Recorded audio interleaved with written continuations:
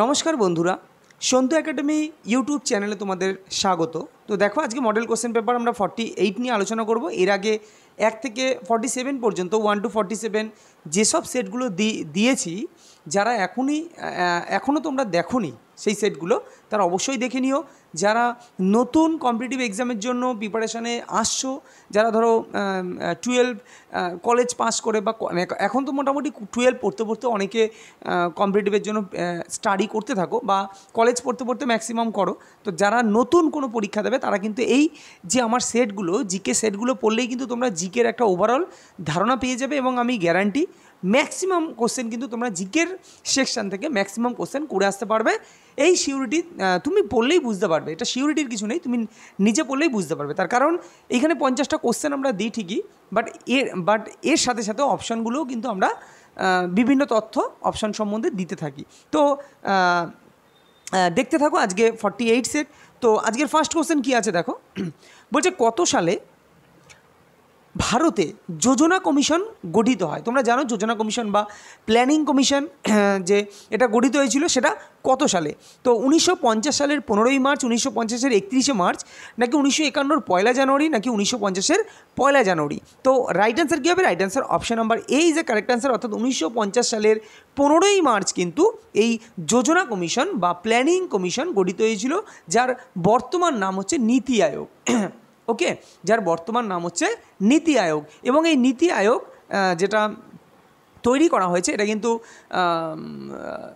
তোমার প্রধানমন্ত্রী নরেন্দ্র মোদীর তত্ত্বাবধানে কিন্তু এই নীতি আয়োগ তৈরি হয়েছিল। এবং তোমরা অনেকেই জানো, যারা অনেক দিন ধরে প্রিপারেশনের, যে যোজনা কমিশনের যে কি বলে, যে সভাপতি থাকে, সভাপতি বলছি কেন, চেয়ারম্যান যে থাকে সেটা হচ্ছে ভারতের প্রধানমন্ত্রী। তো যে বছর যে প্রধানমন্ত্রী থাকবেন সেই প্রধানমন্ত্রী কিন্তু তখন যোজনা কমিশনের চেয়ারম্যান হন। ক্লিয়ার? এবং এখানে অনেক কোশ্চেন হয় যোজনা কমিশন থেকে। যেমন একটা কোশ্চেন দেয় যে প্রথম পঞ্চবার্ষিকী পরিকল্পনা চালু হয় কবে থেকে? দেখো, 15ই মার্চ, 1950-এর 15ই মার্চ তো যোজনা কমিশন গঠিত হয়, কিন্তু চালু হয় কবে থেকে? 1951 থেকে কিন্তু প্রথম পঞ্চবার্ষিকী পরিকল্পনা চালু হয়। ক্লিয়ার? এবং এটা কিন্তু দেখো, যোজনা কমিশন এই যে সব পরিকল্পনায় যেসব পরিকল্পনা নেওয়া হয় সেটা কিন্তু জাতীয় উন্নয়ন পর্ষদের কাছে অনুমোদন করাতে হবে। ওকে, এর আবার হচ্ছে তোমার এনডিসি আছে, মানে অর্থাৎ ন্যাশনাল ডেভেলপমেন্ট কাউন্সিল, এর কাছে আগে অনুমোদন করিয়ে নিয়ে তারপরে কিন্তু চালু হয়। ক্লিয়ার? চলো পরবর্তী কোশ্চেন দেখো, দ্বৈত শাসনের প্রবর্তক কে? ডুপ্লে, হেস্টিংস, রবার্ট ক্লাইভ, নাকি কর্নওয়ালিস? তো তোমরা সকলেই জানো রবার্ট ক্লাইভ কিন্তু এই দ্বৈত শাসনের প্রবর্তক। তো দ্বৈত শাসন প্রবর্তন করেন তো রবার্ট ক্লাইভ, কিন্তু তোমরা আমাকে কমেন্টে জানাও যে দ্বৈত শাসন ব্যবস্থা রদ করেন কে? এটা আমাকে কমেন্টে তোমরা জানাবে। পরবর্তী কোশ্চেন, ভারতে আলু সংক্রান্ত গবেষণাগার কোথায় অবস্থিত? মহীশূর, লখনৌ, নাকি সিমলা, নাকি চেন্নাই? তো আলু সংক্রান্ত গবেষণাগার এটা কিন্তু সিমলায় অবস্থিত। ক্লিয়ার? সিমলায় কিন্তু আলু সংক্রান্ত গবেষণাগার কিন্তু অবস্থিত। পরবর্তী কোশ্চেন, লোকসভায় অধ্যক্ষ অপসারণের জন্য কত দিনের নোটিশ দিয়ে কক্ষে পেশ করতে হয়? 15 দিন, 14 দিন, 30 দিন, নাকি 6 মাস? তো লোকসভায় অধ্যক্ষ যিনি থাকেন তাকে অপসারণের জন্য কিন্তু 14 দিনের নোটিশ দিয়ে কিন্তু সেটা কক্ষে পেশ করতে হয়, 14 দিনের নোটিশ। পরবর্তী কোশ্চেন, সুকন্যা সমৃদ্ধি যোজনা কত সালে চালু হয়? 2015 সালে, 2014 সালে, 2016 সালে, নাকি 2017 সালে? তো এই সালে কিন্তু অনেক গুরুত্বপূর্ণ যোজনা চালু হয়েছিল। প্রধানমন্ত্রী অনেক যোজনা চালু করেছে, আমাদের পশ্চিমবঙ্গ সরকারও কিন্তু প্রচুর যোজনা চালু করেছে। এই 2000, যদিও কন্যাশ্রী এর আগে চালু করেছিল, যুবশ্রী অনেক আগে চালু করেছিল, কিন্তু এই সালগুলোর মধ্যেও কিন্তু অনেক পশ্চিমবঙ্গ সরকারের যোজনা আছে যেগুলো তোমাদের কিন্তু জেনে রাখাটা অবশ্যই প্রয়োজন। বিশেষ করে সামনে পিএসসি মিসেলেনিয়াস আছে, এইসব পরীক্ষার জন্য বা সেন্ট্রালের জন্য কিন্তু প্রধানমন্ত্রী যেসব যোজনা সেগুলো কিন্তু অবশ্যই, বা রাজ্যের জন্য যেগুলো সেগুলো কিন্তু অবশ্যই জেনে রাখবে। তাহলে সুকন্যা সমৃদ্ধি যোজনা এটা কিন্তু চালু করেছিল, এটা একটা সেন্ট্রাল যোজনা, মানে সেন্ট্রাল একটা তোমার কি বলবো, একটা পরিকল্পনা বা যোজনা বলতে পারো। তো সেটা 2015 সালে কিন্তু সুকন্যা সমৃদ্ধি যোজনা চালু করেছিল। জলে সোজা দণ্ডকে, মানে জলে একটা কোনো সোজা দণ্ডকে যদি আচ্ছা ডোবাই, মানে ব্যাপারটা হচ্ছে এটা কি বলছে, জলে সোজা দণ্ডকে বাঁকা দেখানোর কারণ কি? আচ্ছা, জলের ভিতর আমরা মনে করো এটা কোনো বিকার, তো বিকারে মনে করো এই জল আছে। ক্লিয়ার? তো জলে আমরা যদি কোনো দণ্ড এরম ডোবাই, তো দণ্ডটা তো এরম হওয়ার কথা, দণ্ডটা তো জলে গিয়ে এরম যাওয়ার কথা, এরম হওয়ার কথা, কিন্তু দণ্ডটা কিছুটা হয় এই দিকে বেঁকে যায় বা এই দিকে বেঁকে যায়, কিছুটা বেঁকে যায়। এই বেঁকে যাওয়ার কারণ কি? এবার কোন দিকে বেঁকবে এগুলো কিন্তু এর আগে আমি বলেছিলাম যে লঘু মাধ্যম থেকে তোমার ঘন মাধ্যমে যদি যায় তাহলে কোন দিকে বেঁকবে, ঘন মাধ্যম থেকে লঘু মাধ্যমে গেলে কোন দিকে বেঁকে যাবে, অবিলম্বের দিকে না অবিলম্বের বিপরীত দিকে, সেগুলো কিন্তু তোমরা আগের ভিডিওগুলো দেখলেই তোমরা বুঝে যাবে। তোমরা টোটাল প্রথম থেকে ভিডিওগুলো দেখো, তোমরা দেখবে জিকে তোমাদের কাছে এতটা স্ট্রং হবে তোমরা নিজেরাও ভাবতে পারবে না, এত সুন্দর স্ট্রং হবে। তো যাই হোক, এর কারণ কি? প্রতিফলন, প্রতিসরণ, ব্যতিচার নাকি সমাবর্তন? তো এর কারণ কিন্তু আলোর প্রতিসরণের জন্য কিন্তু এই ঘটনা ঘটে, কোনো বস্তুকে বেঁকে যায়, জলের মধ্যে কোনো বস্তু বেঁকে যায়, সেটা কিন্তু আলোর প্রতিসরণের জন্য। গান্ধীজি পরিচালিত প্রথম সত্যাগ্রহ আন্দোলন নিচের কোনটি? অসহযোগ আন্দোলন, আইন অমান্য আন্দোলন, চম্পারণ সত্যাগ্রহ নাকি অহিংসা সত্যাগ্রহ? তো বিহারের চম্পারণে যে সত্যাগ্রহ হয়েছিল অর্থাৎ চম্পারণ সত্যাগ্রহ, এটা কিন্তু গান্ধীজির প্রথম সত্যাগ্রহ আন্দোলন। খুব দেয় পরীক্ষায় যে গান্ধীজির প্রথম সত্যাগ্রহ আন্দোলন কোনটা? তো চম্পারণ সত্যাগ্রহ কিন্তু গান্ধীজির প্রথম সত্যাগ্রহ আন্দোলন। এবার দেখো এইখানে কতগুলো জিনিস আমি বলি। এর আগে এনটিপিসি বলো, গ্রুপ ডি বলো, বহুবার একটা কোশ্চেন দিয়েছিল যে পর্যায়ক্রমে সাজাও, মানে পরপর পরপর ঘটনাগুলো সাজাও। ঘটনা যেমন আমি তোমাকে বলে দিলাম, ধরো বললাম চম্পারণ সত্যাগ্রহ, তারপরে বললাম ধরো বরদৌলি আন্দোলন, তারপরে ধরো বলে দিলাম আইন অমান্য আন্দোলন, তারপরে বললাম অসহযোগ আন্দোলন।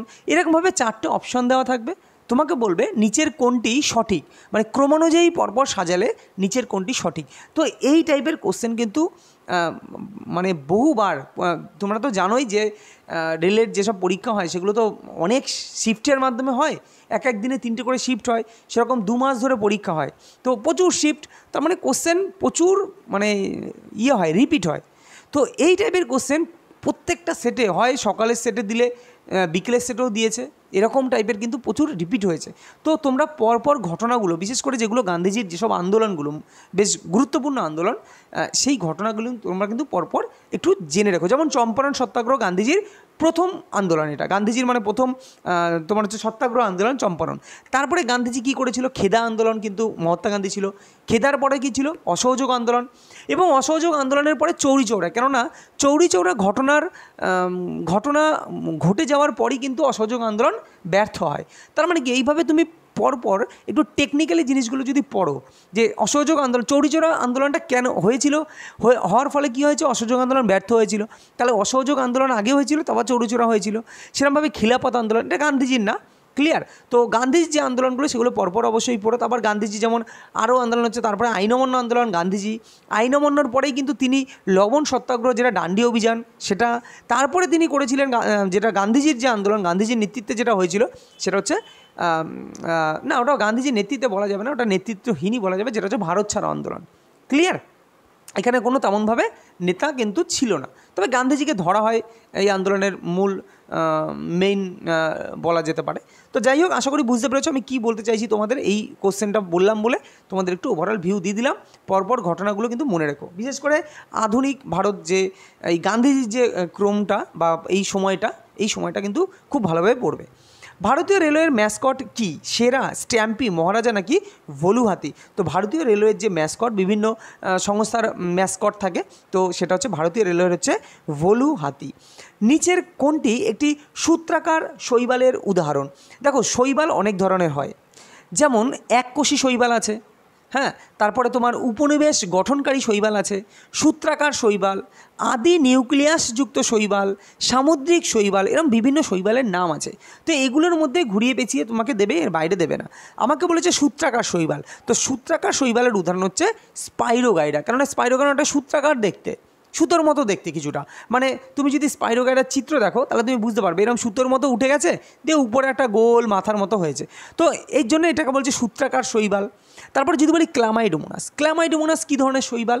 এটা বলবে এককোষী শৈবাল। তো পরীক্ষা এগুলো কিন্তু আসবে, বারবার বলছি, বিশেষ করে এই চ্যাপ্টার থেকে খুব কোশ্চেন আসে। তোমরা প্রিভিয়াস ইয়ার দেখলেই তোমরা বুঝতে পারবে যে এই যে জীবন, মানে ক্লাস 9-এর যে জীবন ও তার গঠন, জীবন ও তার বৈচিত্র্য, অর্থাৎ একাইনোডার্মাটা, তারপরে তোমার হচ্ছে নিডারিয়া, পরিফেরা, এই চ্যাপ্টার থেকে কিন্তু প্রচুর কোশ্চেন আসে, প্রত্যেকটা শিফটে একটা না একটা কোশ্চেন কিন্তু এখান থেকে আসে।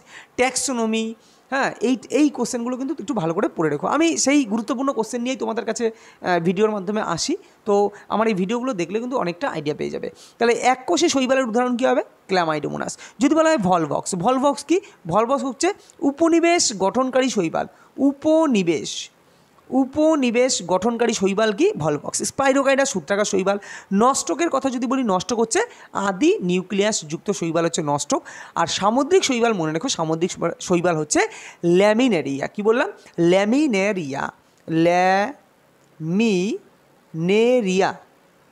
এটা হচ্ছে সামুদ্রিক শৈবাল, আর নষ্টক হচ্ছে আদি নিউক্লিয়াসযুক্ত শৈবাল। এগুলো নোট ডাউন করবে, বা তোমরা যদি সায়েন্সের কোনো বই পড়ো সেখান থেকেও তোমরা পাবে।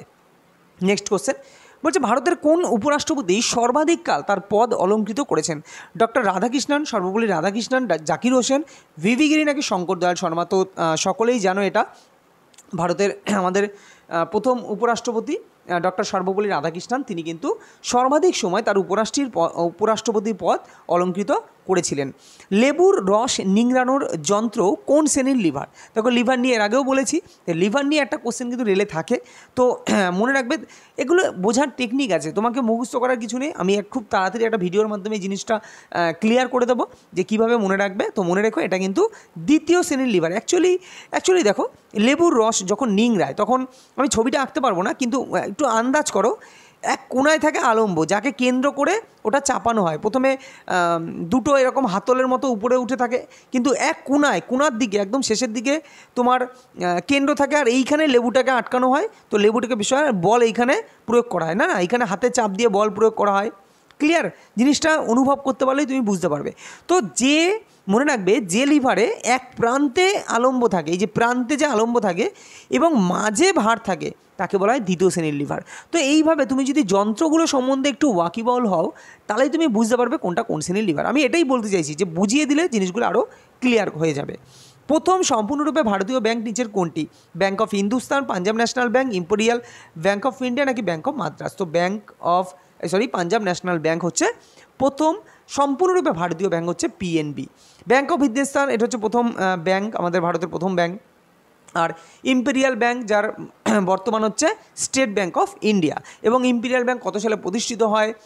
ইম্পেরিয়াল ব্যাংক কত সালে তোমার স্টেট ব্যাংকে রূপান্তরিত হয়? ভারতের যে ব্যাংক জাতীয়করণ করা হয়, আরবিআইকে জাতীয়করণ করা হয় কত সালে? এগুলো কিন্তু এর আগে বহুবার করিয়েছি, তাই এই ভিডিওতে আর বললাম না। দাঁতের মাড়িকে সুস্থ রাখতে সাহায্য করে কোন vitamin? Vitamin A, vitamin C, vitamin D নাকি ভিটামিন কে? তাই আশা করি সবাই পারবে। ভিটামিন সি হচ্ছে তোমার কি, এটা অ্যাসকর্বিক অ্যাসিড, তাই না? ভিটামিন সি এর রাসায়নিক নাম কি? Ascorbic acid. তো এই ভিটামিন কিন্তু দাঁতের মাড়িকে সুস্থ রাখতে সাহায্য করে। এবং এই যে মাড়িতে যে মাড়ি যে গণ্ডগোল হয়, বা মাড়ি কী হয়, মাড়ি দিয়ে রক্ত পড়ে, যে এই রোগটাকে কী রোগ বলা হয়? তো এই রোগটাকে বলা হয় স্কার্ভি রোগ। পরীক্ষা দিতে পারে যে নিচের কোন রোগটি ভিটামিন সি এর অভাবে হয়? তো মনে রাখবে, স্কার্ভি রোগ, যেটা পাইরিয়া টাইপের বলতে পারো, বা দাঁতের মাড়ি দেখবে দাঁত যাদের একটু ব্যাকা ব্যাকা হয়, তো এগুলো কিন্তু ভিটামিন সি এর অভাবে। তো ভিটামিন সি গেলে, বা মুখে ঘা, যদি বলে ঠোঁটের কোনায় দেখবে ঘা হয়, বা মুখে ঘা হয়, জিহ্বায় ঘা হয়, এগুলো কিন্তু সব ভিটামিন সি এর অভাবে। তুমি ডাক্তারখানায় গেলে তোমাকে বলবে ভিটামিন সি এর ট্যাবলেট খান, এই হচ্ছে ব্যাপার। ভিটামিন এ কি? ভিটামিন এ হচ্ছে অন্ধত্ব প্রতিরোধ করে, মানে ভিটামিন এর অভাবে অ্যাকচুয়ালি জেরপ্থ্যালমিয়া বা রাতকানা রোগ হয়, অন্ধত্ব রোগ। ওকে, ভিটামিন ডি তোমরা জানো, ভিটামিন ডি হচ্ছে কোল ক্যালসিফেরয়ের রাসায়নিক নাম। ভিটামিন ডি এর অভাবে কী হয়? শিশুদের, বড়দের হয় অস্টিওম্যালেশিয়া, তাই না? আর শিশুদের হয় রিকেট। ওকে, চলো পরবর্তী কোশ্চেন।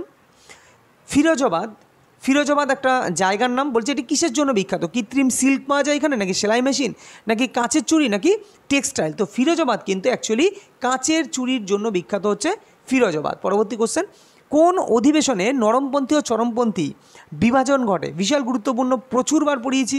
সুরাট, হরিপুর, ত্রিপুরা, কলকাতা। তো সুরাট অধিবেশনে কিন্তু এই নরমপন্থী এবং চরমপন্থীদের মধ্যে বিভাজন ঘটে। আমি অধিবেশন নিয়ে এর আগে বহু কিছু বলেছি, তোমরা কিন্তু যারা আগের ভিডিওগুলো দেখোনি তারা দেখে নাও। নিচের কোনটি রেচন অঙ্গ নয়? যকৃৎ, চর্ম, ফুসফুস, মলাশয়। দেখো, এইটা অনেকেই ভুল করে তোমরা চর্ম করে দিতে পারো, তো সাবধান, চর্ম কিন্তু রেচন অঙ্গ, কেননা চর্ম থেকে ঘর্ম নিঃসৃত হয়, মানে রেচিত হয়। তো চর্ম রেচন অঙ্গ। যদি বলি যকৃৎ কি রেচন অঙ্গ? অবশ্যই যকৃৎ রেচন অঙ্গ, তার কারণ যকৃতে অর্নিথিন চক্রের মাধ্যমে ইউরিয়া উৎপন্ন হয়, সেই ইউরিয়াটা মূত্রের মাধ্যমে আমাদের শরীর থেকে বেরিয়ে যায়, তার মানে রেচিত হয়, তার মানে যকৃত রেচন অঙ্গ। ফুসফুসে কী হয়, কার্বন ডাইঅক্সাইড অ্যাকচুয়ালি ফুসফুসের মাধ্যমে কি হয়, রেচিত হয় আমাদের শরীর থেকে, ফুসফুস দিয়ে নাক দিয়ে রেচিত হয়, হ্যাঁ, ঘ্রাণেন্দ্রিয় থেকে। তো ফুসফুসও কিন্তু রেচন অঙ্গ, কিন্তু মলাশয় এটা একটা মাধ্যম, এটা কিন্তু কোনো রেচন অঙ্গ না। ক্লিয়ার? তো মলাশয় কিন্তু ইজ আ রাইট অ্যান্সার। নিচের কোনটি তামার সালফাইড রূপে আকরিক? দেখো এগুলো বহুবার বলেছি, এখন কিন্তু কোশ্চেনের প্যাটার্ন চেঞ্জ হচ্ছে, শুধুমাত্র তামার আকরিক বলবে না, তামার আকরিক বললে দেখো কিউপ্রাইটও তামার আকরিক, ম্যালাকাইটও তামার আকরিক, আবার কপার গ্ল্যান্সও তামার আকরিক, কিন্তু তোমাকে বলেছে সালফাইড রূপে আকরিক। তো মনে রাখবে copper glance CuS copper sulphide বা Cu2S হতে পারে, তো এটা একটু কনফিউজ। তবে কপার গ্ল্যান্স কিন্তু অ্যাকচুয়ালি কি সালফাইড রূপে আকরিক। যদি বলে ক্যালামাইন, তোমাদের এটা বলে দিয়েছিলাম কীভাবে মনে রাখবে। তো ক্যালামাইন কার আকরিক? জিঙ্কের আকরিক, তাই না? জিঙ্কের আকরিক ক্যালামাইন। কিউপ্রাইটও কিন্তু অ্যাকচুয়ালি কপারের আকরিক, কিন্তু কিউপ্রাইট কপারের কার্বনের রূপে আকরিক, যার সংকেত হচ্ছে CuCO3। তাহলে যদি বলতো কপারের কার্বনের রূপে আকরিক কোনটা, তখন তুমি বলতে কিউপ্রাইট। ক্লিয়ার? আর ম্যালাকাইটও কপারের আকরিক, কিন্তু এটা একটু কি কোনো গণ্ডগোল হচ্ছে? দাঁড়াও, জাস্ট 1 মিনিট, সরি, এইখানে আমার একটু ভুল হচ্ছে, আমার হঠাৎ মনে হলো ম্যালাকাইট কিন্তু অ্যাকচুয়ালি কপারের কার্বনের রূপে আকরিক। কি বললাম? ম্যালাকাইট কার্বনের রূপে আকরিক, কিন্তু কিউপ্রাইট হচ্ছে কপারের অক্সাইড রূপে আকরিক, অর্থাৎ CuO। ওকে, কিউপ্রাইট এটা হচ্ছে কপারের অক্সাইড রূপে আকরিক, আর কপার গ্ল্যান্স হচ্ছে সালফাইড রূপে আকরিক, ম্যালাকাইট হচ্ছে কপারের কার্বনের রূপে আকরিক, আর ক্যালামাইন হচ্ছে জিঙ্কের আকরিক। ক্লিয়ার? যদি বলে ক্যালামাইন জিঙ্কের কীরকম আকরিক, জিঙ্কের কার্বনের রূপে আকরিক হচ্ছে ক্যালামাইন। সেরকমভাবে জিঙ্কের তোমার অক্সাইড রূপে আকরিক কি? জিঙ্কাইড। জিঙ্কের সালফাইড রূপে আকরিক কি? সালফাইড রূপে, সেটা হচ্ছে জিঙ্ক ব্লেন্ড। ক্লিয়ার? তো এগুলো কিন্তু তোমাদের খুব সুন্দরভাবে মনে রাখতে হবে। লোকসভার কোন সদস্য তার ইস্তফাপত্র জমা দেন কার কাছে? দলীয় প্রধানকে, রাষ্ট্রপতিকে, প্রধানমন্ত্রীকে, নাকি স্পিকারকে? তো রাইট অ্যান্সার সকলেই জানো, স্পিকারকে কিন্তু অ্যাকচুয়ালি লোকসভার যে কোনো সদস্য ইস্তফাপত্র জমা দেন হচ্ছে তোমার হচ্ছে স্পিকারকে। সূর্যাস্ত আইন কে প্রবর্তন করেন? Lord Canning, Lord Bentinck, Lord Warren Hastings, নাকি লর্ড কর্নওয়ালিস? তো সূর্যাস্ত আইন এটা প্রবর্তন করেন কিন্তু লর্ড কর্নওয়ালিস, এবং তিনি কিন্তু পুলিশি ব্যবস্থারও প্রবর্তন করেন। পরবর্তী কোশ্চেন। আচ্ছা, এখানে লর্ড ক্যানিং নিয়ে কিন্তু লর্ড ক্যানিং সম্বন্ধে এর আগে অনেক বলেছি। তিনি আমাদের তিনি প্রথম ভাইসরয় ছিলেন, তাই না? প্রথম ভাইসরয় হচ্ছে লর্ড ক্যানিং। পরবর্তী কোশ্চেন দেখো, পূর্বঘাট পর্বতমালার সর্বোচ্চ শৃঙ্গের নাম কি? ভিলিকোন্ডা, মহেন্দ্রগিরি, জাভাদি, নাকি আনাইমালাই? তো মহেন্দ্রগিরি হচ্ছে পূর্বঘাট পর্বতমালার সর্বোচ্চ শৃঙ্গ। নেক্সট, কততম পঞ্চবার্ষিকী পরিকল্পনার মাধ্যমে বোকারো স্টিল প্ল্যান্ট গড়ে ওঠে? এটা এর আগে পড়েছি, প্রথম, দ্বিতীয়, তৃতীয়, চতুর্থ। তো কততম পঞ্চবার্ষিকী পরিকল্পনার মাধ্যমে বোকারো যে স্টিল প্ল্যান্ট এটা গড়ে ওঠে? তো রাইট অ্যান্সার কী হবে? Right answer option number C, অর্থাৎ তৃতীয় পঞ্চবার্ষিকী পরিকল্পনার মাধ্যমে বোকারো স্টিল প্ল্যান্ট গড়ে ওঠে। দ্বিতীয়র মাধ্যমে 3টে স্টিল প্ল্যান্ট গড়ে ওঠে। এটা তোমরা আমাকে কমেন্টে জানাবে যে কী কী স্টিল প্ল্যান্ট দ্বিতীয় পঞ্চবার্ষিকী পরিকল্পনার মাধ্যমে গড়ে ওঠে। অভিধানের সংকলন সংক্রান্ত চর্চাকে কি বলে? বলছে লেক্সিকোগ্রাফি, লিথিওলজি, ম্যামোগ্রাফি, নাকি ম্যালাকোলজি? তো অভিধানের যে সংকলন সংক্রান্ত চর্চা তাকে বলা হয় লেক্সিকোগ্রাফি। এটা কিন্তু পরীক্ষায় বহুবার দিয়েছে, বহুবার। ঠিক আছে? তো অনেক পরীক্ষায়, সে রাজ্য বলো, সেন্ট্রাল বলো, বহুত পরীক্ষায় দিয়েছে। তো লেক্সিকোগ্রাফি মনে রেখো, এটা হচ্ছে অভিধানের সংকলন যে সংক্রান্ত চর্চা, সেটা হচ্ছে লেক্সিকোগ্রাফি। বাকিগুলো একটু দেখে নাও যে লিথিওলজি এটা কি। লিথিওলজিটা হচ্ছে তোমার পাথরের যে বাহ্যিক বৈশিষ্ট্য এই নিয়ে যে গবেষণা, পাথরের কীরকম পাথর, তার যে বাহ্যিক বৈশিষ্ট্য নিয়ে যে গবেষণা, সেটা হচ্ছে লিথিওলজি। যদি বলি কি এটা ম্যামোগ্রাফি। তো ম্যামোগ্রাফি এটা কি এক্সরের সাহায্যে আমাদের মানুষের শরীরের যে স্তন গ্রন্থির যে ছবি, মানে তার সেখানে ক্যান্সার হয়েছে কিনা বা কোনো কিছু কোনো মৃত কোষ আছে কিনা, এই যে স্তনগ্রন্থির যে বিভিন্ন ছবি করা যায়, সেটা হচ্ছে তাকে বলা হয় ম্যামোগ্রাফি। আর ম্যালাকোলজি কি? এই ম্যালাকোলজি হচ্ছে তোমার এটাকে বলা হয় সম্ভোগবিদ্যাকে বলা হয় ম্যালাকোলজি। পরবর্তী কোশ্চেন দেখো, নিম্নলিখিত কোন যৌগটির সঙ্গে জলের বিক্রিয়ায় অ্যাসিটিলিন গ্যাস উৎপন্ন হয়? Calcium carbide, calcium oxide, calcium carbonate নাকি ক্যালসিয়াম সালফাইড? তো মনে রাখবে ক্যালসিয়াম কার্বাইড, যার সংকেত হচ্ছে CaC2। এই ক্যালসিয়াম কার্বাইডকে যদি তুমি জলের সাথে বিক্রিয়া করো তাহলে এটা কিন্তু তোমার ক্যালসিয়াম হাইড্রোক্সাইড উৎপন্ন করে, অর্থাৎ এটা মেনলি উৎপন্ন করে কি অ্যাসিটিলিন, যেটা হচ্ছে C2 আর H2। তো C2H2 এটা উৎপন্ন করে। তোমার এইটা মনে রাখতে হবে, C2H2 এর আর একভাবে এরমভাবে লেখা হয় HC ট্রিপল বন্ড CH। তো এটাও মনে রাখো। আমি কিন্তু সব কিছু তোমাদের খুলে বলি, তার কারণ কি, দেখো পরীক্ষায় C2H2ও দিতে পারে, আবার পরীক্ষায় এরমভাবে অপশানও দিতে পারে যে একটি ত্রিবন্ধ, তোমাকে কোশ্চেনটা এরমও দিলে ঘুরিয়ে পেঁচিয়ে দিতে পারে যে ক্যালসিয়াম কার্বাইডের সঙ্গে জলের বিক্রিয়ায় একটি ত্রিবন্ধন বিশিষ্ট একটা যৌগ উৎপন্ন হয়, সেই যৌগটির নাম কি? এরকমও তো দিতে পারে না। তাহলে তোমাকে জানতে হবে ত্রিবন্ধন বিশিষ্ট যৌগ কি, সেটা হচ্ছে অ্যাসিটিলিন।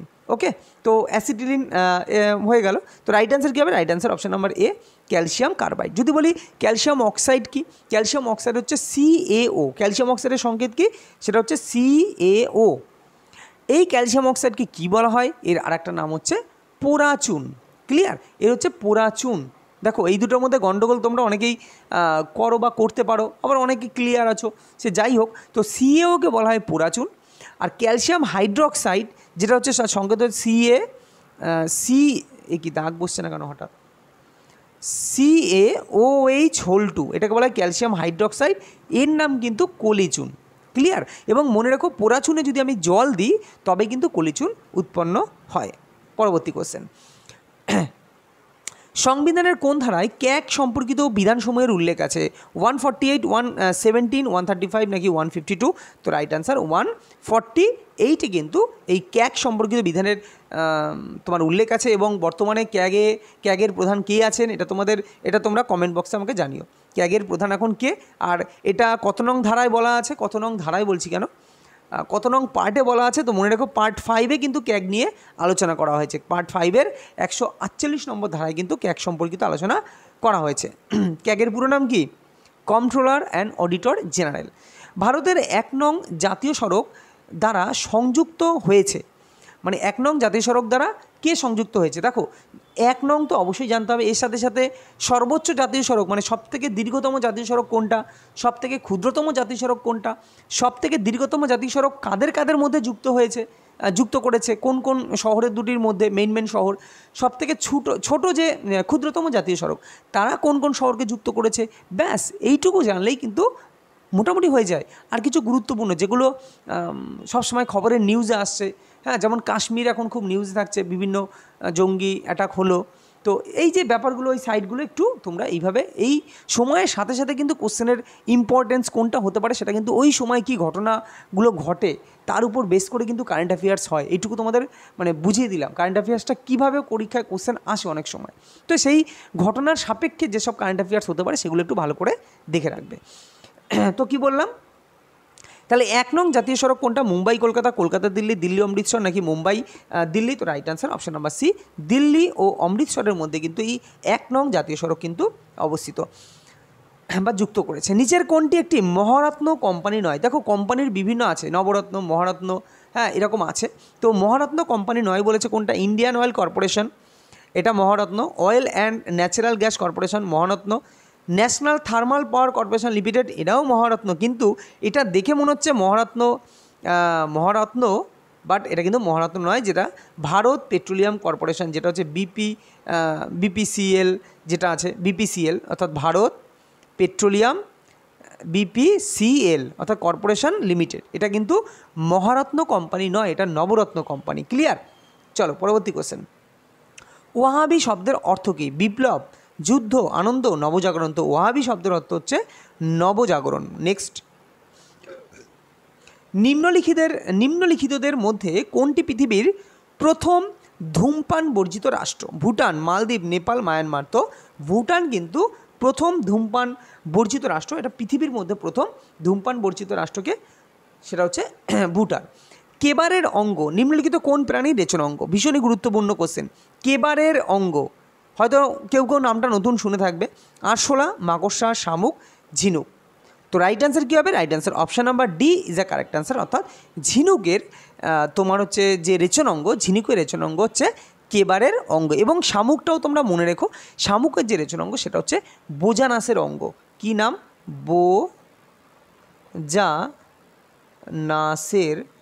বোজানাসের অঙ্গ।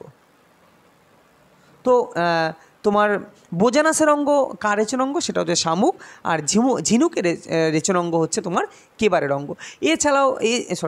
এছাড়াও আরশোলা, ফড়িং, প্রজাপতি, মশা, এদের রেচনাঙ্গ কি? সব ম্যালপিজিয়ান নালিকা। ঠিক আছে, তার মানে কি পতঙ্গদের রেচনাঙ্গ হচ্ছে ম্যালপিজিয়ান নালিকা, যেমন ফড়িং পতঙ্গ, আরশোলাও ম্যালপিজিয়ান নালিকা, প্রজাপতিও ম্যালপিজিয়ান নালিকা, মশা ম্যালপিজিয়ান নালিকা। চিংড়ি রেচনাঙ্গ কি? চিংড়ি সবুজ গ্রন্থি বা শুঙ্গ গ্রন্থি। দেখো পরীক্ষায় শুঙ্গ গ্রন্থিও দিতে পারে। কি বানানটা আরেকবার উচ্চারণ করছি? শুঙ্গ, শয়স্য উমগয়। তো শুঙ্গ গ্রন্থি বা সবুজ গ্রন্থি, এটা কার রেচনাঙ্গ? চিংড়ি। এই চিংড়ি আর মাকড়সা নিয়ে একটু গন্ডগোল করে ফেলো। চিংড়ি কিন্তু সবুজ বা শুঙ্গ গ্রন্থি, আর কক্সাল গ্রন্থি হচ্ছে মাকড়সা, কাঁকড়া বিছে। ক্লিয়ার? আর কিডনি বা বৃক্ক তো মানুষের, ফিতাকৃমি, ফ্লেম কোষ, এগুলো জানো। অ্যামিবা নির্দিষ্ট কোনো রেচনাঙ্গ অ্যাকচুয়ালি বলা হয় না, তবে সংকুচি গহ্বর কিন্তু রেচনে সহায়তা করে। আর অ্যামিবার আর একটা হচ্ছে অ্যামিবার যে গমনাঙ্গ, রেচনাঙ্গ আর গমনাঙ্গ গুলিয়ে ফেলো না। অ্যামিবার কিন্তু গমনাঙ্গ সিউডোপোডিয়া, কিন্তু রেচনাঙ্গ কিন্তু বলা হয় সংকুচি গহ্বর, কিন্তু নির্দিষ্ট কোনো রেচনাঙ্গ নেই। সংকুচি গহ্বর যদি অপশান থাকে তো ওটাই তোমাদের রাইট অ্যান্সার হবে। ক্লিয়ার? চলো পরবর্তী কোশ্চেন। বিধানসভায় সাধারণভাবে সর্বনিম্ন সদস্য হতে পারে কতজন? দেখো তোমরা তো জানো পশ্চিমবঙ্গ বিধানসভায় কতজন কি আছে সবই জানো। তো সর্বনিম্ন সদস্য হতে পারে কতজন? তো মনে রাখবে বিধানসভায় কিছু কিছু রাজ্যের জন্য এটা করা আছে, যেমন আসাম আছে, তারপরে আরও কয়েকটা রাষ্ট্র আছে, এই রাষ্ট্র বলছি কেন, রাজ্য আছে। তো মনে রাখবে বিধানসভায় সর্বনিম্ন সদস্য হতে পারে কিন্তু 60 জন, সর্বনিম্ন 60 জন। 60 জনের কম কিন্তু হতে পারবে না। ওকে, এটা কিছু কিছু রাজ্যের জন্য স্পেশাল প্রভিশন দেওয়া আছে। ভারতের অর্ধনগ্ন ফকির সম্বন্ধে বলা হয়েছিল কার সম্পর্কে? মানে কার সম্বন্ধে বলা হয়েছে ভারতের অর্ধনগ্ন ফকির? মহাত্মা গান্ধী, মতিলাল নেহরু, আম্বেদকর নাকি লালা লাজপত রায়? তো মহাত্মা গান্ধীকে কিন্তু ভারতের অর্ধনগ্ন ফকির বলা হয়। এবার দেখো এই রেসপেক্টে 3টে কোশ্চেন হয়। প্রথম কোশ্চেন হচ্ছে অর্ধনগ্ন ফকির মহাত্মা গান্ধীকে অর্ধনগ্ন ফকির কে বলেছিলেন? তো ফার্স্ট কোশ্চেন হচ্ছে অ্যান্সার কী হবে? উইনস্টন চার্চিল কিন্তু উইনস্টন চার্চিল এই মহাত্মা গান্ধীকে ভারতের অর্ধনগ্ন ফকির বলেছেন। 1 নম্বর কোশ্চেন। 2 নম্বর কোশ্চেন হয় যে গান্ধীজিকে মহাত্মা উপাধি কে দিয়েছিলেন বা মহাত্মা বলেছিলেন কে? সেটা মনে রাখবে রবীন্দ্রনাথ ঠাকুর কিন্তু গান্ধীজিকে মহাত্মা বলেছিলেন। ক্লিয়ার? 2 নম্বর। আর একটা কোশ্চেন হয়, গান্ধীজি দিয়ে তো প্রচুর কোশ্চেন হয়, সে বলে শেষ হবে না। আর একটা কোশ্চেন হয়, মানে এই কাকে কি বলেছেন সেটা দিয়ে আমি 3টে কোশ্চেন বললাম। আর একটা কোশ্চেন হয় হচ্ছে একটা হচ্ছে অর্ধনগ্ন ফকির, একটা মহাত্মা, একটা জাতির জনক, যে গান্ধীজিকে জাতির জনক কে বলেছেন? তো সেটা কিন্তু নেতাজি সুভাষচন্দ্র বসু গান্ধীজিকে জাতির জনক বলেছেন। তো এই 3টে কোশ্চেন মনে রেখো। রেলের তো কোনো না কোনো শিফটে প্রতিবার এটা রিপিট হয়। ওকে, চলো পরবর্তী কোশ্চেন। এছাড়াও আরও অনেক গান্ধীজি দিয়ে কোশ্চেন হয়, তোমরা জানো। তার যে বিখ্যাত একটা লেখা বই, হ্যাঁ, তা গান্ধীজির একটা লেখা বই তোমরা আমাকে কমেন্টে জানিও। গান্ধীজির একটা ভালো বিখ্যাত লেখা বই, দুটো জানলে দুটোই জানিও। ওকে, কুকি উপজাতি ভারতের কোন অঞ্চলের উপজাতি? নাগাল্যান্ড, মণিপুর, মিজোরাম নাকি আসাম? তো কুকি উপজাতি মনে রাখবে, কুকি উপজাতি হচ্ছে নাগাল্যান্ডের, কিন্তু মেইনলি নাগাল্যান্ডের উপজাতি হচ্ছে কুকি উপজাতি। নিচের কোনটি পরোক্ষ কর নয়, মানে প্রত্যক্ষ কর? যেমন বিদ্যুৎ কর, বিনোদন কর, পরিষেবা কর, আয়কর। এর মধ্যে দেখো আয়কর তো আমরা ইনকাম ট্যাক্স দিই, তো আয়কর ডিরেক্টলি দিই, তার মানে কি আয়কর হচ্ছে প্রত্যক্ষ কর। কিন্তু আয়কর আমাকে কি বলেছে? পরোক্ষ কর নয়, মানে প্রত্যক্ষ কর। তার মানে আয়কর ইজ আ রাইট অ্যান্সার, কারণ আয়কর হচ্ছে কিন্তু প্রত্যক্ষ কর, এটা পরোক্ষ কর নয়। বাকি এই যে বিদ্যুৎ কর, বিনোদন কর, পরিষেবা কর, এগুলো সবই কিন্তু কী কর? এগুলো হচ্ছে পরোক্ষ কর। পরবর্তী কোশ্চেন দেখো, হৃৎপিণ্ডে স্বাভাবিক কর্মদক্ষতা ফিরিয়ে আনতে নিচের কোন উপকারটি ব্যবহার করা হয়? স্ট্রিকনিন, এমিটুন, ডিজিটালিন নাকি এট্রোপিন? তো মনে রাখবে ভীষণই গুরুত্বপূর্ণ এটা কোশ্চেন। তো right answer option number C, digitalin. এগুলো এক একটা উপকার কিন্তু তোমরা জানো, যেমন সিংকোনা গাছের ছাল থেকে একটা উপকার তৈরি হয়, ধুতরা গাছের পাতাও ফুলে তোমার ডাটুরিন তৈরি হয়, তাই না? সর্পগন্ধার গাছের মূলে পাওয়া যায় রেসার বিন, তো এগুলো এক একটা উপকার। সেরকম স্ট্রিকনিন, এমিটিন, ডিজিটালিন, এট্রোপিন, এগুলো এক একটা উপকার। তো এই যে হৃৎপিণ্ডের স্বাভাবিক কর্মদক্ষতা ফিরিয়ে আনার জন্য যে উপকারটি ব্যবহার করা হয় তার নাম হচ্ছে ডিজিটালিন। পরবর্তী কোশ্চেন, ভারতীয় জাতীয় কংগ্রেসের প্রথম মুসলিম সভাপতি কে ছিলেন?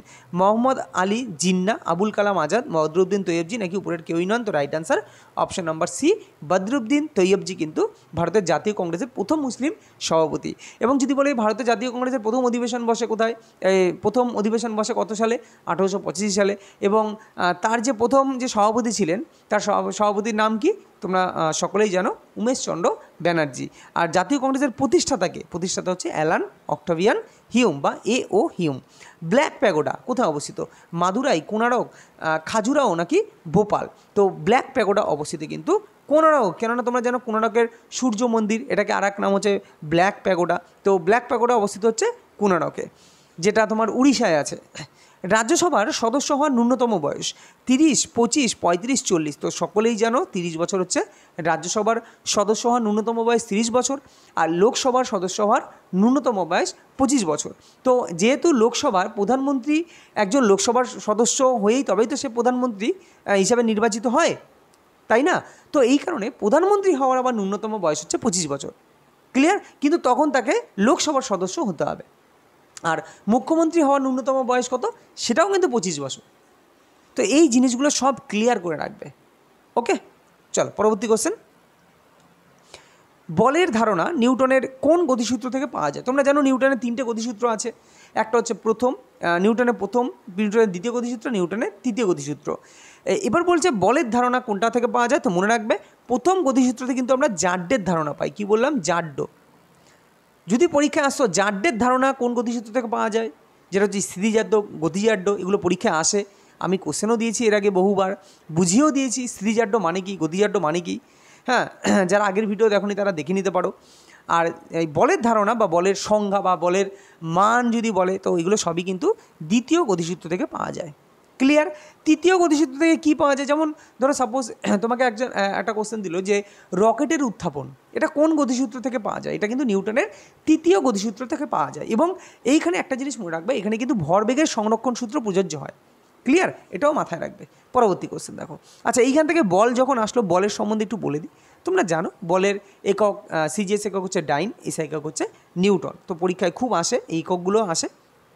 হ্যাঁ, বল, শক্তি, কার্য, এদের যে একক, তারপর দ্রুতি, বেগ, হ্যাঁ, ত্বরণ, মন্দন, এদের এককগুলো তোমরা কিন্তু ভালো করে জেনে নিও। রেল হুইল ফ্যাক্টরি কোথায় অবস্থিত? চিত্তরঞ্জন, বারাণসী, কাপুরথালা। আচ্ছা কাপুরথালা, এটা কাপুরথালা হবে। ওকে, কাপুরথালা নাকি ইয়েলহাঙ্কা? তো রেল হুইল ফ্যাক্টরি এটা কিন্তু অবস্থিত অপশান ডি, অর্থাৎ ইয়েলহাঙ্কা এইখানে কিন্তু রেল হুইল ফ্যাক্টরি অবস্থিত। পরবর্তী কোশ্চেন, রাজ কমিটি নিম্নলিখিত কোনটির সঙ্গে সম্পর্কিত? বলছে কৃষির উপর আরোপিত কর এর সঙ্গে সম্পর্কিত, মূল্যযুক্ত কর প্রণয়ন, নাকি হ্যান্ডলুম সেক্টরের উন্নয়ন, নাকি গ্রামাঞ্চলে দারিদ্র্যসীমার নিচে বসবাসকারীদের চিহ্নিতকরণ। তো রাজ কমিটি কোনটির সঙ্গে সম্পর্কিত? এটা কিন্তু কৃষির উপর আরোপিত কর সম্পর্কিত একটা কমিটি হচ্ছে Raj committee. Autobiography of an unknown Indian কার আত্মজীবনী? কপিল দেব, তেনজিং নোরগে, নীরজ সি চৌধুরী, নাকি কানন দেবী? তো রাইট অ্যান্সার কী হবে? অপশান নাম্বার সি, অর্থাৎ নীরজ সি চৌধুরী কিন্তু autobiography of an unknown Indian. আচ্ছা, অ্যান অটোবায়োগ্রাফি এটা কার আত্মজীবনী? এটা হচ্ছে জওহরলাল নেহরুর আত্মজীবনী হচ্ছে অ্যান অটোবায়োগ্রাফি। এরকম আরও আছে, তোমার হচ্ছে যদি বলি কপিল দেবের আত্মজীবনীর কথা বলি তাহলে straight from the heart. Sourav গাঙ্গুলির আত্মজীবনী তোমরা জানো, অনেকবার করিয়েছি, তাই না? আর তেনজিং নোরগের কি tiger of the snows, Tenzing Norgay. Pele আত্মজীবনী এটা খুব আসে, যে my life and the beautiful game, এটা হচ্ছে প্লের আত্মজীবনী। ওকে, তারপরে মাই মিউজিক মাই লাইফ কার? পণ্ডিত রবিশঙ্করের আত্মজীবনী। চলো পরবর্তী কোশ্চেন। ভারতের প্রথম লোকসভার স্পিকার হলেন কে? বলছে বলরাম জাখর, রবি রায়, গণেশ বাসুদেব মাভলঙ্কার, যেটাকে বলা হয় GV, অনেক বই লিখবে GV মাভলঙ্কার। তো অবশ্যই option number C, Ganesh Vasudev Mavalankar কিন্তু ভারতের প্রথম লোকসভার স্পিকার। মেগাসথেনিস কোন দেশের অধিবাসী ছিলেন? চীন, গ্রিস, ইটালি নাকি ফ্রান্স? তিনি কিন্তু গ্রিসের অধিবাসী ছিলেন মেগাসথেনিস। এবং তিনি কার রাজসভায় ভারতে এসেছিলেন? তিনি চন্দ্রগুপ্ত মৌর্যের তো মেগাসথেনিস আসেন কিন্তু তোমার হচ্ছে প্রথম চন্দ্রগুপ্ত বা চন্দ্রগুপ্ত মৌর্য, তাই না? চন্দ্রগুপ্ত মৌর্যের সময় কিন্তু মেগাসথেনিস ভারতে আসেন এবং তার যে গ্রন্থ তিনি ভারত যে ভ্রমণ বৃত্তান্ত লিখেছিলেন সেটা হচ্ছে ইন্ডিকা, তাই না? ইন্ডিকা গ্রন্থ কিন্তু তিনি লিখেছিলেন। আর দ্বিতীয় চন্দ্রগুপ্তের সময় ভারতে কে আসেন? সে হচ্ছে ফাইয়েন কিন্তু ভারতে আসেন। আর হর্ষবর্ধনের সময় আসেন হিউয়েনসাংয়ের সময় আসেন হর্ষবর্ধন।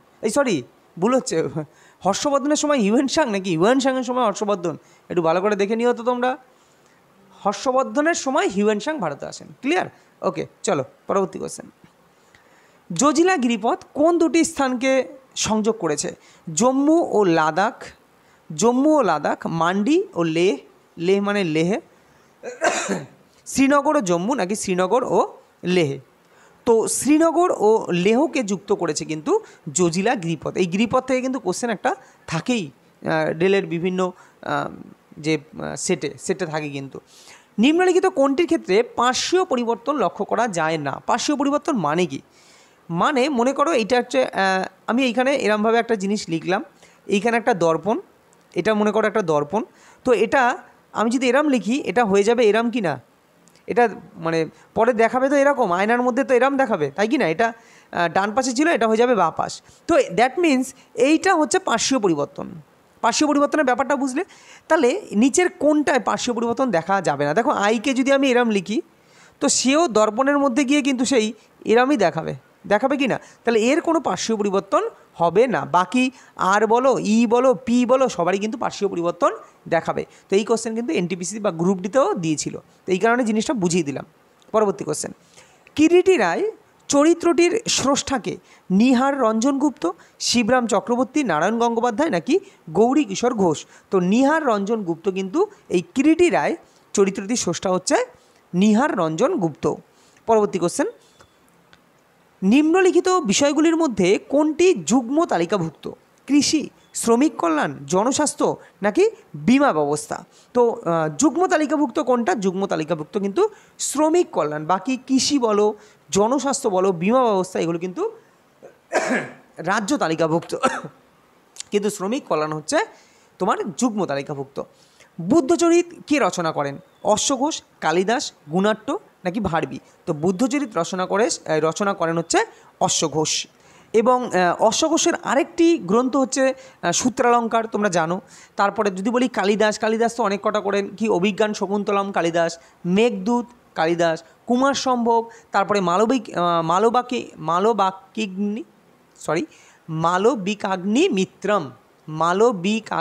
মিত্রম, তো এটাও কিন্তু কালিদাসের লেখা। তারপর মিলিন্দ পঞ্চ, এটা কার লেখা? নাগসেন লেখা। বৃহৎ কথা গুণাট্য কি? বৃহৎ কথা। তারপরে তোমার হচ্ছে ভারবি উনি লিখেছেন, ভারবির লেখাটা এই মুহূর্তে খেয়াল নেই। ভারবি কি একটা নাম, ও হ্যাঁ, কৃতার্জুনিয়ম হচ্ছে ভারবি। ভরতমুনি কি? নাট্যশাস্ত্র। বাদশায়ন, কামসূত্র, এগুলো এইভাবে কিন্তু কয়েকবার পড়লেই দেখবে ক্লিয়ার হয়ে যাবে। হর্ষবর্ধন তিনি কি লিখেছেন? হর্ষবর্ধন হচ্ছে রত্নাবলী, প্রিয়দর্শিকা, নাগানন্দ, এগুলো কিন্তু বহুবার পরীক্ষায় এসেছে। নিম্নলিখিত কোন পণ্যের ক্ষেত্রে আমদানি ব্যয় সবচেয়ে বেশি? মানে ভারত কোন পণ্যের ক্ষেত্রে মানে আমদানি করে যে পণ্য সেটার ব্যয় সবথেকে বেশি? লৌহ ইস্পাতের জন্য বেশি ব্যয় করে, নাকি খাদ্যশস্যের জন্য, নাকি অশোধিত খনিজ তেল, নাকি সার? আশা করি এটা কারোরই অসুবিধা হওয়ার কথা না, সবাই পারবে। অশোধিত খনিজ তেল, এর জন্য কিন্তু ভারতের প্রচুর টাকা বেরিয়ে যায়। পৃথিবীর কফির পাত্র কাকে বলা হয়? বলছে আর্জেন্টিনা, কিউবা, চিলি, ব্রাজিল। তো ব্রাজিলকে কিন্তু পৃথিবীর কফির পাত্র বলা হয়। আর কিউবাকে কি বলা হয়? কিউবাকে কিন্তু বলা হয় পৃথিবীর চিনির পাত্র। ওকে, পৃথিবীর চিনির পাত্র হচ্ছে কিউবা, আর কফির পাত্র হচ্ছে ব্রাজিল। তো এই হচ্ছে আজকের যে সেট 48। তো যদি ভিডিওটা ভালো লাগে অবশ্যই তোমরা লাইক করো। দেখো লাইকটা একটু কম পাচ্ছি, তো লাইক করলে তোমার কিছু যায় আসে না। তো ভালো লাগলে অবশ্যই লাইক করো এবং কমেন্ট করো। আর যদি কোনো কিছু জানতে চাও বা ধরো ম্যাথের উপর, আমি কিন্তু ম্যাথের সেটের সাথে সাথে দিয়ে থাকি, তো ম্যাথগুলো তোমরা দেখবে আস্তে আস্তে ম্যাথ তোমাদের কাছে অনেক সুন্দর, এবং এই ম্যাথগুলোই কিন্তু পরীক্ষায় আসে। সেইগুলো কমন পাবে তোমরা পরীক্ষার হলে। আর ভালো লাগলে চ্যানেলটিকে সাবস্ক্রাইব করো। দেখা হবে পরবর্তী কোনো ভিডিওতে। ততক্ষণ ভালো থেকো, সুস্থ থেকো।